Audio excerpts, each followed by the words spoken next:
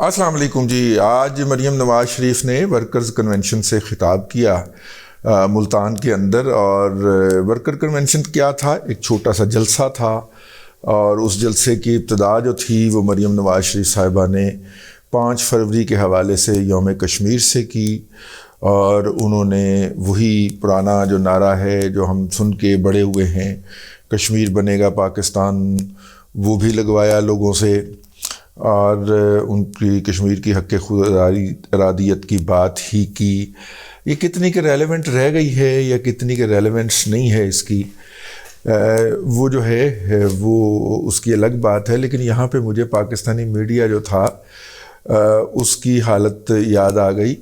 بھٹو صاحب نے جو ہے وہ پاکستان کے اندر جب PNA کی تحریک چل رہی تھی تو اس تحریک سے مجبور ہو کے انہوں نے منشیات کی عام فروخت کے اوپر پابندی لگا دی. اس سے پہلے جو تھا وہ منشیات جو تھیں وہ عام کھلے عام فروخت ہوتی تھیں لائسنس کے تحت. تو ایک افیمی صاحب جو تھے وہ جب وہاں پہ پہنچے تو وہ دکان کے اوپر تالا لگا ہوا تھا، تو انہوں نے تالے کو چاٹنا شروع کر دیا کہ شاید اس میں کچھ افیم کے اثرات ہوں. وہ مجھے پاکستانی میڈیا دیکھ کے یاد آیا کہ چونکہ ان کو نشہ لگا ہوا ہے کہ انہوں نے صبح دوپہر شام رات عمران احمد خان نیازی کی جو ہے وہ بونگیاں نشر کرتے رہنا ہے. اور چونکہ بٹھائے بھی ایسے لوگ گئے ہوئے ہیں میڈیا پہ، ڈیسیژن میکنگ لیول پہ. میں آپ کو ہمیشہ یہ بات کہتا ہوں، میڈیا میں نہیں، میڈیا میں ڈیسیژن میکنگ لیول کے اوپر، مطلب جو لوگ یہ فیصلہ کرتے ہیں کہ آن ایئر کیا چیز جائے گی اور آن ایئر کون سی چیز نہیں جائے گی، کیا چیز کل چھپے گی اور کیا چیز نہیں چھپے گی، کیا چیز ویب سائٹ پہ اپلوڈ ہوگی اور کیا اپلوڈ نہیں ہوگی، وہ چن چن کے یوتھیا مجہول القوم الجاہلیہ پاکستان سے نہیں ملے، کینیڈا سے امپورٹ کر لیے، انگلینڈ سے امپورٹ کر کے ان کو اپوائنٹ کیا گیا ہے اور مختلف جگہوں کے اوپر بٹھایا گیا ہوا ہے. تو ان کو تو اب نشہ چاہیے تھا، تو انہوں نے وہ تالا چاٹنے والی، انہوں نے عمران احمد خان نیازی صاحب کا ایک ٹویٹ لیا اور اس ٹویٹ کے اوپر خبر بنا کے اور یوں خبر ناموں کی رونق دوبالا کر دی اور اپنا رزق حرام جو تھا اس کو اپنی طرف سے حلال کر لیا، جو ان کو اس کے علاوہ بھی عطا ہوتا ہے جو وہ ان اداروں سے لیتے ہیں جہاں پہ وہ کام کرتے ہیں. ٹھیک ہے. بہرحال یہ ایک ایسی بات ہے کہ میں نے کہا آپ کو پوائنٹ آؤٹ کرتا چلوں ساتھ ساتھ میں. لیکن مریم کے جلسے ورکرز کنونشن سے خطاب کی طرف چلتے ہیں.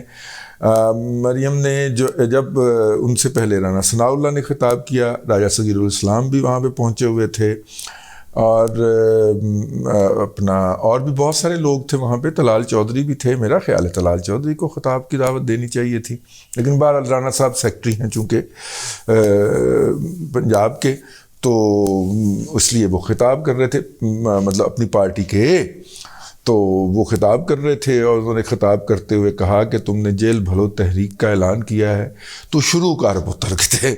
وہی سٹائل جس میں رانا صاحب جب اس نے کہا تھا کہ میں اسلام آباد پہ یلغار کروں گا تو رانا صاحب ہر تقریر میں کہنا شروع ہو گئے تھے پتر آ تم ایک وری آ کے وخا. ٹھیک ہے. تو وہ پھر نہیں گیا. تو اب اس نے کہا عمران خان صاحب جو ہے اسلام آباد بڑے ہی نہیں، 27 کلومیٹر کی حکومت کے اندر تو داخل نہیں ہوئے. تو اب رانا صاحب نے کہا کہ پتر تو ذرا جیل بھرو تحریک شروع کر کے دکھا، تمہیں ہم رکھیں گے، اچھی جگہ پہ رکھیں گے، ہاں وہ چیز نہیں دیں گے تمہیں، وہ والی نہیں دیں گے، تو اس کی کوئی گارنٹی نہیں ہے. لیکن تو ایک دفعہ شروع کر ذرا کہ تم نے یہ جیل بھرو تحریک. اب جیل بھرو تحریک جو ہے یہ برصغیر پاکستان کے اندر ایک خاصہ رہی ہے. کیا میں پاکستان سے پہلے بھی جو پاکستان کے لیے جد و جہد اور تحریک چل رہی تھی اس کے اندر بھی ہوا تھا، اس کے بعد بھی ہوا. ایک دفعہ MRD نے کیا، PNA نے کی، پاکستان نیشنل الائنس جو بھٹو صاحب کے خلاف حکومت تھی اس نے کیا.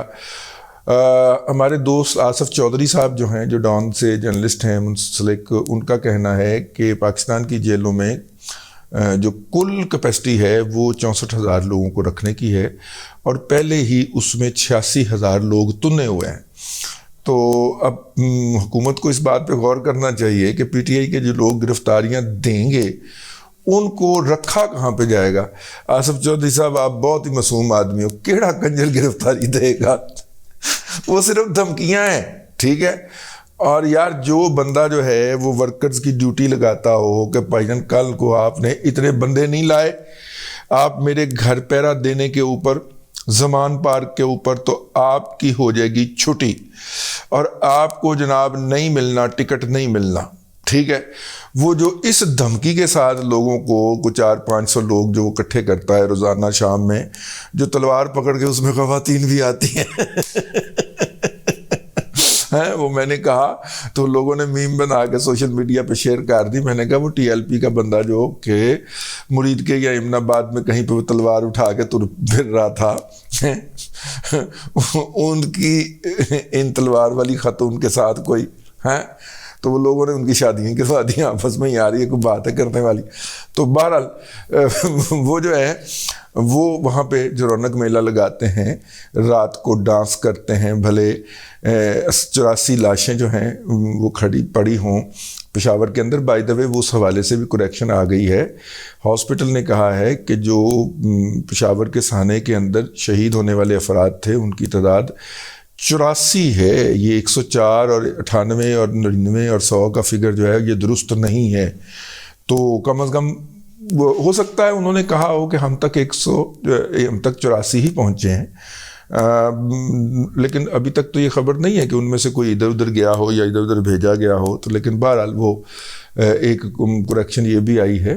تو چونکہ میڈیا کو اس طرح کی خبر دینے کے جو ہے وہ سنسنی پیدا کرنے کا موقع ملنا چاہیے، انٹرنیشنل میڈیا پہ بھی لوکل میڈیا کو کوٹ کرتے ہوئے 104 کی فگر چل گئی۔ کیا کریں گے آپ جب سارے لوگ ہی اس طرح تباہی کے دکاندار بنے بیٹھے ہوں، تباہی کے ٹھیکیدار بنے بیٹھے ہوں، تو آپ کیا کر سکتے ہیں؟ بہرحال مریم نواز شریف نے طاق کے نشانے لگائے اور ہر اس جگہ کو چھیڑا جس جگہ پہ عمران احمد خان نیازی کو تکلیف ہو سکتی ہے۔ انہوں نے تقریر شروع کرتے ہی کہا تہاڈی گھڑی تے ٹائم کی ہویا ہے؟ لوگوں نے شور مچا دیتا، گھڑی چور گھڑی چور گھڑی چور۔ بھائی ہوں اب ظاہر ہے شروع میں بھی اب دیکھو نا گھڑی باندھنے سے اعتراض کرتا ہوں کیونکہ گھڑی دیکھتے ہی جناب عمران احمد خان نیازی صاحب جو ہیں وہ ذہن کے اندر آ جاتے ہیں۔ عمران احمد خان نیازی صاحب نے جو ہے وہ پچھلی اے پی سی کے اندر شرکت اس لیے کی تھی کہ وہ آرمی چیف نے بلائی تھی، اور اس اے پی سی کے اندر شرکت کرنے کے لیے انہوں نے اس لیے انکار کر دیا تھا شروع میں کہ وہ کسی منتخب وزیر اعظم نے، بھئی آپ کو اختلاف ہو تو ہو لیکن وہ ہیں تو منتخب ہی نا، منتخب وزیر اعظم نے بلائی تھی۔ تو لہٰذا اس کے بعد پھر انہیں ان کے لوگوں نے ارد گرد سمجھایا تو انہوں نے کہا کہ ٹھیک ہے پھر ہم جو ہیں وہ ان کو بھیج دیں گے جن کو آپ نے رلایا ہے، یعنی کہ اعظم سواتی کو بھیج دیں گے یا اس کو بھیج دیں گے۔ تو اعظم سواتی تو ذرا جا کے وہاں پہ اپنا رونا ڈالی نہ ذرا، پھر دیکھی تیرے ساتھ وہاں پہ ہوتی کیا ہے۔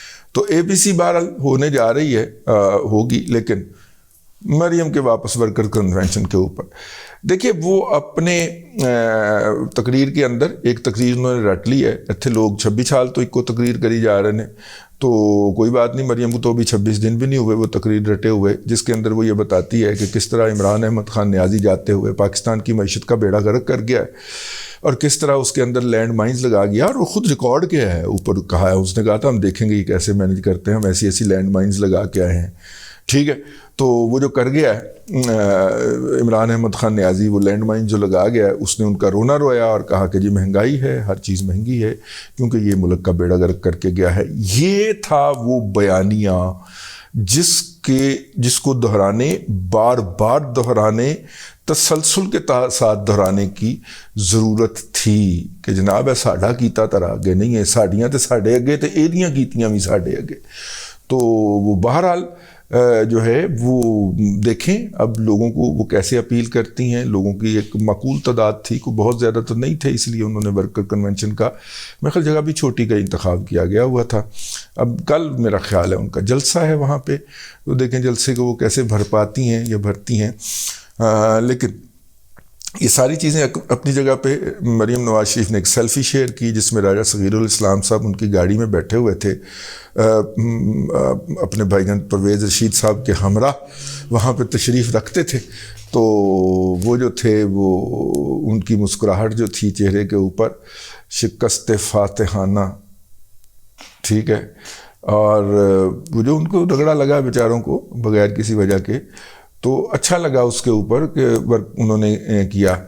مریم نواز شریف نے جب لوگوں کو گنوانا شروع کیا تو جو دو لوگ مس ہو جاتے ہیں پی ایم ایل این کی لسٹ میں سے، اس میں تو ایک وہ مائیکل ہے نا، ہاں، وہ اقلیتی رکن ہونے کی وجہ سے مس ہو جاتے ہیں پی ایم ایل این کی، تو انہوں نے ان کا نام بھی لیا اور مفتاح اسماعیل کا نام بھی لیا کہ وہ بھی جیل میں رہے، اور مفتاح صاحب رہے ہیں جیل کے اندر.